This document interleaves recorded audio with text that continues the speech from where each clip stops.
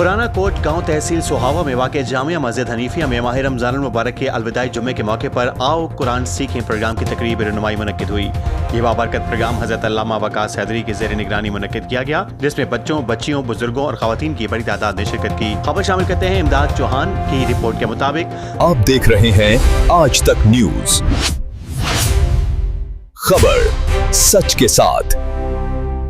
तफसीलात के मुताबिक इस प्रोग्राम में तकरीबन 20 से 25 बुजुर्ग अहबाब, 30 कम उम्र तलबा जिनमें हफ़ाज़ कराम भी शामिल थे, 30 बच्चियां जबकि 5 से 7 बड़ी खवातीन ने भरपूर शिरकत की। प्रोग्राम के तहत शुरका को कुरान मजीद की तालीम तजवीद के असूलों के मुताबिक दी गई, जबकि नमाज फजर के बाद रोजाना 35 से 40 मिनट की बाकायदा क्लासेस का इनेकाद किया गया। तकरीब के अख्तिताम पर नमाज जुमा के बाद तमाम शुरका में इनामात भी तकसीम किए गए, जिनमें सर फहरिस्त जनाब अलादित्ता, मोहम्मद सफदर, अब्दुल मजिद हनीफ, अदनान, अशफाक, शफात और दीगर अफराद शामिल थे, जो जामिया मिनहाजुल हसन की जानिब से बतौर हौसला अफजाई पेश किए गए। अहले इलाका ने इस इक़दाम को दीनी तालीम के फरोग के लिए एक अहम और मिसाली पेशरफ्त करार दिया है।